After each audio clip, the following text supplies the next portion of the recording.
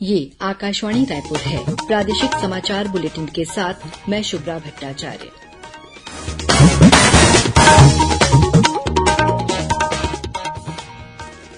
और अब पेश है आज के मुख्य समाचार।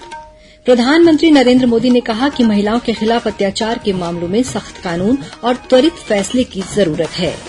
बिलासपुर के अटल बिहारी वाजपेयी विश्वविद्यालय के 5वें दीक्षांत समारोह में राज्यपाल और मुख्यमंत्री ने 92 गोल्ड मेडल और 48 पीएचडी सहित 35,000 से अधिक विद्यार्थियों को उपाधि प्रदान की।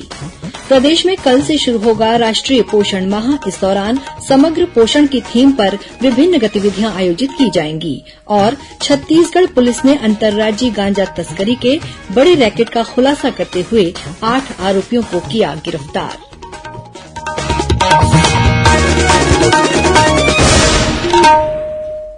अब समाचार विस्तार से।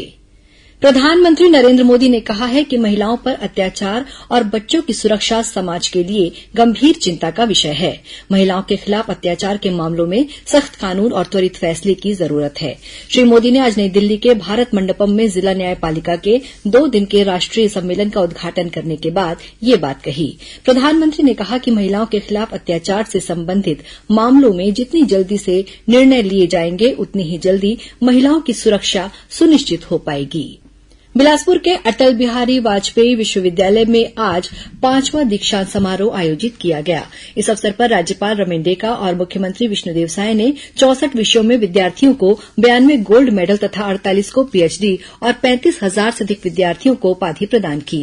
कार्यक्रम में मुख्य अतिथि के रूप में भारत के सर्वोच्च न्यायालय के न्यायाधीश प्रशांत कुमार मिश्रा शामिल हुए। उन्हें भारतीय न्याय व्यवस्था में अमूल्य योगदान के लिए पीएचडी की मानद उपाधि से विभूषित किया गया।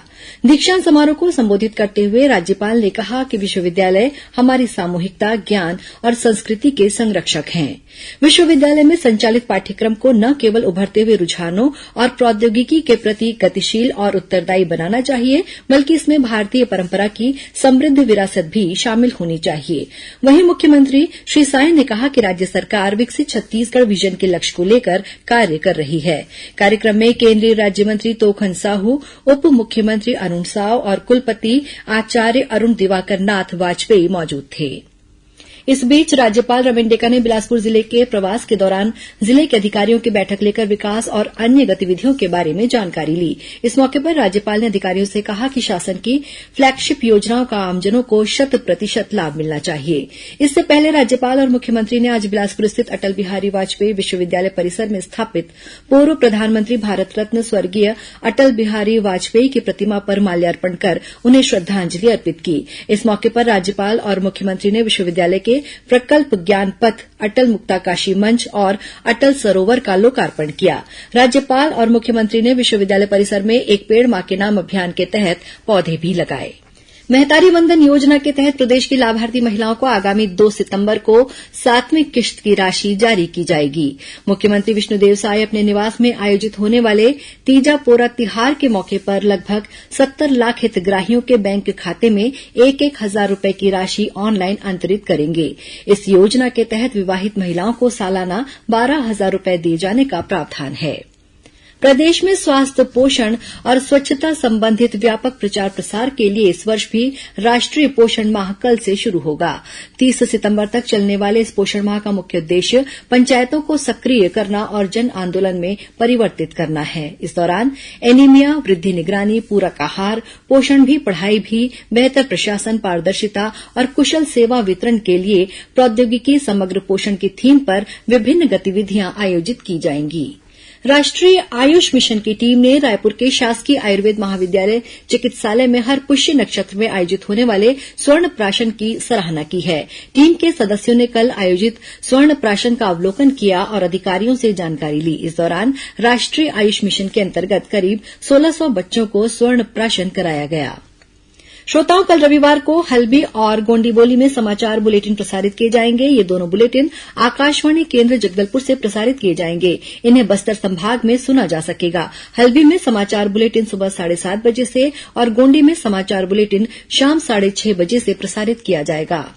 प्रादेशिक समाचार एकांश आकाशवाणी रायपुर द्वारा प्रस्तुत कार्यक्रम जिले की चिट्ठी का प्रसारण कल शाम 6:05 से 6:10 तक किया जाएगा। इस कार्यक्रम को छत्तीसगढ़ स्थित आकाशवाणी के सभी केन्द्र रिले करेंगे। इस बार के अंक में कांकेर जिले की गतिविधियों के बारे में जानकारी दी जाएगी। प्रादेशिक समाचार आप आकाशवाणी रायपुर से सुन रहे हैं। छत्तीसगढ़ की खबरों से है आपका वास्ता और खबरों की विश्वसनीयता से है हमारा वास्ता। आकाशवाणी समाचार रायपुर के प्रादेशिक समाचार बुलेटिन के साथ ही हमारे समसामयिक कार्यक्रम आप रेडियो के अलावा अपने मोबाइल पर भी सुन सकते हैं। आकाशवाणी समाचार फेसबुक, ट्विटर और यूट्यूब पर भी उपलब्ध है। हमारा Facebook page Chhattisgarh news on AIR, Twitter handle CGAIR news और हमारा यूट्यूब चैनल है छत्तीसगढ़ AIR न्यूज। तो अब रेडियो के साथ ही आपके मोबाइल के जरिए भी हम पहुंच रहे हैं आप तक। छत्तीसगढ़ की हर खबर के लिए सुनते रहिए आकाशवाणी समाचार। और अब आगे बढ़ते हैं बाकी के समाचारों की ओर। छत्तीसगढ़ पुलिस ने अंतर्राज्यीय गांजा तस्करी के बड़े रैकेट का खुलासा करते हुए मुख्य आरोपी समेत 8 लोगों को गिरफ्तार किया है। मिली जानकारी के मुताबिक रायगढ़ की जूट मिल पुलिस द्वारा कोड़ातराई के पास एक महिला समेत 5 आरोपियों को पकड़ा गया था। इन आरोपियों के पास से 175 किलो गांजा बरामद किया गया था। इन आरोपियों से पूछताछ में पुलिस को गांजा तस्करों की कार्यप्रणाली और गिरोह के अन्य सदस्यों की जानकारी मिली। इसके बाद रायगढ़ और बिलासपुर पुलिस की अलग अलग टीम बनाकर बिलासपुर जिले के ग्राम पिहरीद और सक्ती जिले के ग्राम चारपारा तथा ओडिशा के जिला बौद्ध में दबिश देकर सभी आरोपियों को गिरफ्तार किया गया। इस पूरे मामले में आरोपियों के पास से 175 किलोग्राम गांजा, नकदी, 4 पहिया वाहन और मोबाइल सहित 72 लाख रुपए की संपत्ति जब्त की गई है। पुलिस ने बताया कि गांजा तस्करी की वित्तीय जांच करते हुए आरोपियों के बैंक अकाउंट को होल्ड करवाया जा रहा है। वहीं नारकोटिक्स कंट्रोल ब्यूरो और अंतर्राज्यीय एजेंसियों के सहयोग से मामले की विवेचना जारी है। रायपुर रेंज की साइबर थाना पुलिस ने गूगल रिव्यू टास्क के पार्ट टाइम जॉब के नाम पर लगभग 29 लाख रुपए की ऑनलाइन ठगी करने के मामले में गुजरात के सूरत से एक आरोपी को गिरफ्तार किया है। आरोपी के खिलाफ अलग अलग राज्यों के 48 से अधिक पुलिस थानों और साइबर सेल में FIR दर्ज है। इस मामले में 500 से अधिक UPI ID और बैंक अकाउंट को होल्ड कराया गया है। गौरतलब है कि रायपुर निवासी एक महिला ने करीब 30 लाख रुपए की ऑनलाइन ठगी होने की रिपोर्ट विधानसभा थाने में दर्ज कराई थी। धमतरी जिले के नगरी क्षेत्र के ग्राम धौराभाटा में तेंदुए के हमले से 3 वर्षीय एक बालिका की मौत हो गई। वहीं एक बुजुर्ग व्यक्ति गंभीर रूप से घायल हो गया है।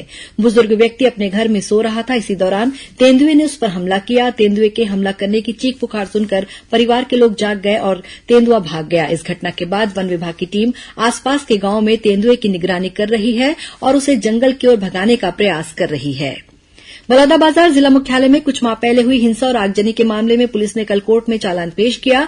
इसमें घटना से संबंधित दस्तावेज शामिल हैं। सिटी कोतवाली थाने में दर्ज 13 FIR में पुलिस पहले ही 10 चालान पेश कर चुकी है। इस मामले में अब तक 183 आरोपियों को गिरफ्तार किया जा चुका है। मुख्यमंत्री विष्णुदेव साय ने प्रदेशवासियों विशेषकर जैन धर्म के अनुयायियों को पर्युषण पर्व की शुभकामनाएं दी हैं। इस अवसर पर मुख्यमंत्री ने कहा कि पर्युषण पर्व जैन समाज का एक महत्वपूर्ण त्यौहार है। जूडो जित्सु खिलाड़ी सानिया परवीन और शबा परवीन ने कल मंत्रालय में मुख्यमंत्री विष्णुदेव साय से मुलाकात की। इन खिलाड़ियों ने मध्यप्रदेश के देवास में 19 से 21 जुलाई तक आयोजित राष्ट्रीय स्तर के प्रथम वेस्ट जोन जूडो जित्सु चैंपियनशिप में गोल्ड, सिल्वर और ब्रॉन्ज मेडल सहित कुल 4 पदक जीते हैं। मुख्यमंत्री ने इन खिलाड़ियों की शानदार उपलब्धियों पर उन्हें बधाई और शुभकामनाएं दी हैं। और अब पेश है मौसम का हाल। प्रदेश के बस्तर संभाग के कुछ जिलों में आगामी 24 घंटों के दौरान भारी वर्षा हो सकती है। वहीं प्रदेश के अन्य हिस्सों में हल्की से मध्यम वर्षा होने की संभावना है। मौसम विभाग ने 1-2 स्थानों पर गरज चमक के साथ आकाशीय बिजली गिरने की भी चेतावनी दी है। और अब कुछ खबरें संक्षेप में। जनसंपर्क संचालनालय रायपुर ने न्यूज वेबसाइट और न्यूज वेब पोर्टल को इम्पैनलमेंट करने के लिए प्राप्त आवेदनों की अंतिम सूची विभागीय वेबसाइट पर जारी कर दी है। इस पर दावा आपत्ति 11 सितंबर तक की जा सकती है। इंदिरा गांधी कृषि विश्वविद्यालय के स्नातक पाठ्यक्रमों में रिक्त सीटों के लिए काउंसलिंग प्रक्रिया ओपन कर दी गई है। इसके तहत 12वीं उत्तीर्ण योग्यताधारी अभ्यर्थी 3 सितंबर तक आवेदन कर सकेंगे। और दुर्ग पुलिस ने दुपहिया वाहन चोर गिरोह के 5 आरोपियों को गिरफ्तार किया है। आरोपियों के पास से 11 दुपहिया वाहन जब्त किए गए हैं। अंत में मुख्य समाचार एक बार फिर। प्रधानमंत्री नरेंद्र मोदी ने कहा कि महिलाओं के खिलाफ अत्याचार के मामलों में सख्त कानून और त्वरित फैसले की जरूरत है। बिलासपुर के अटल बिहारी वाजपेयी विश्वविद्यालय के 5वें दीक्षांत समारोह में राज्यपाल और मुख्यमंत्री ने 92 गोल्ड मेडल और 48 पीएचडी सहित 35,000 से अधिक विद्यार्थियों को उपाधि प्रदान की। प्रदेश में कल से शुरू होगा राष्ट्रीय पोषण माह। इस दौरान समग्र पोषण की थीम पर विभिन्न गतिविधियां आयोजित की जाएंगी।